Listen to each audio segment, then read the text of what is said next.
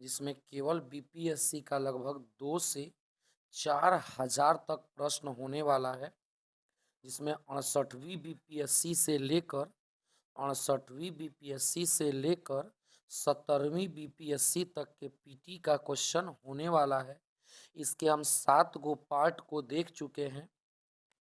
आज हम इसके 8 नंबर पार्ट को देखने वाले हैं, लेकिन एगो 74 नंबर क्वेश्चन छूटा है, तो हम यहाँ से ही शुरू करेंगे। इसको आप अच्छे से देखें, समझें, लिखें और याद करने का भी प्रयास करें, बिकॉज किसी भी एग्जाम में बैठने से पहले उसके प्रीवियस ईयर का क्वेश्चन अच्छे तरीका से आना ही चाहिए। जैसे आइए शुरू करते हैं। वर्ष 2020-21 के नीति आयोग एसडीजी रिपोर्ट के अनुसार बिहार राज्य का स्कोर कितना था? यानी नीति आयोग, ये वही नीति आयोग है जिसका कभी नाम योजना आयोग होता था, लेकिन 2015 में इसका नाम बदलकर नीति आयोग कर दिया गया। नीति आयोग के अध्यक्ष प्रधानमंत्री होते हैं, तो अभी नीति आयोग के अध्यक्ष नरेंद्र मोदी हुए। तो नीति आयोग के रिपोर्ट के अनुसार बिहार का विकास स्कोर कितना था? 100 में से 52, 100 में से 22, 100 में से 35। आंसर हो जाएगा 100 में से 52। अगला क्वेश्चन देखते हैं। बिहार के निम्नलिखित जिला 2001 से 11 के अनुसार सही आरोही क्रम क्या है? Kishanganj, Madhepura, Siwan. Siwan, Kishanganj, Madhepura. Madhepura, Kishanganj, Siwan. Answer number B. एक पर आता है सिवान विकास के दृष्टि से, उसके बाद आता है किशनगंज और बाद में आता है मधेपुरा। अगला सवाल देखते हैं। अगला क्वेश्चन है, बिहार में कृषि आधारित उद्योगों में किस खाद्य उद्योग का प्रभुत्व है? बिहार में कृषि आधारित उद्योगों में किस खाद्य उद्योगों का प्रभुत्व है? गन्ना, दाल, उपयुक्त में से कोई नहीं, अनाज आधारित उद्योग। आंसर हो जाएगा यहाँ बी, अनाज आधारित उद्योग। अगला सवाल देखते हैं। अटॉक में अपनी पहाड़ी यात्रा के अंत में सिंधु नदी अफगानिस्तान के किस नदी से जुड़ती है? मैंने अटॉक में अपनी पहाड़ी यात्रा के अंत में सिंधु नदी जो है वह अफगानिस्तान की किस नदी से जुड़ती है? हेलमंद से जुड़ती है, ग्यामुद्रिया से जुड़ती है, काबुल से जुड़ती है, कि इसमें से कोई नहीं? ऑप्शन नंबर सी, काबुल नदी से जुड़ती है। ये भी पूछ सकता है कि काबुल नदी कहाँ है, तो अफगानिस्तान में है। अगला सवाल देखते हैं। अगला क्वेश्चन है ये वाला, नालंदा महाविहार का, नहीं सवाल कहाँ, यहाँ पे है। निम्नलिखित में किसे वर्ष 2022 में यूनेस्को को विश्व धरोहर सूची में जोड़ा गया? मैंने आपके सामने 4 गो ऑप्शन दिया गया है।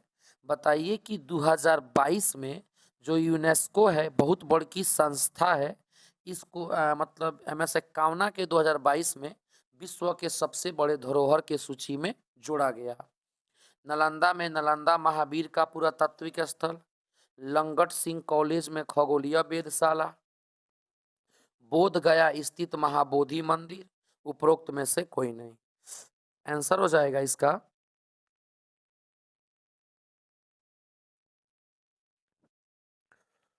सवाल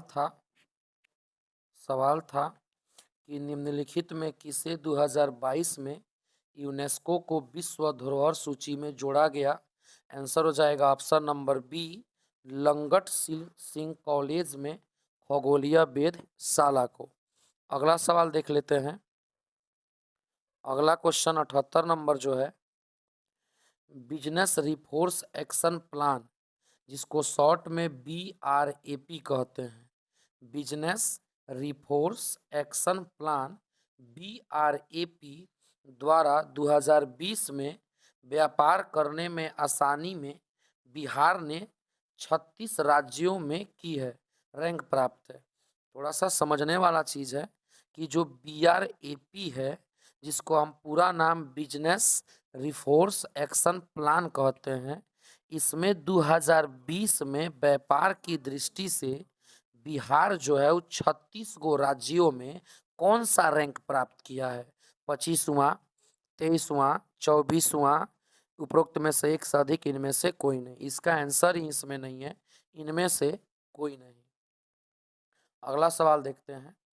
28 नवंबर 2022 को मुख्यमंत्री नीतीश कुमार द्वारा गंगा जल आपूर्ति योजना का उद्घाटन किस स्थान पर किया गया था? यानी 28 नवंबर 2022 को मुख्यमंत्री नीतीश कुमार द्वारा गंगा जल आपूर्ति योजना का उद्घाटन कहाँ किया गया? इसका मतलब ये हुआ कि गंगा जल जो घट रहा है उसको कैसे पूरा किया जाए, इसका उद्घाटन नीतीश कुमार ने कहाँ किया? बोध गया, लखीसराय, राजगीर, इनमें से कोई नहीं। आंसर हो जाएगा ए, बोध गया।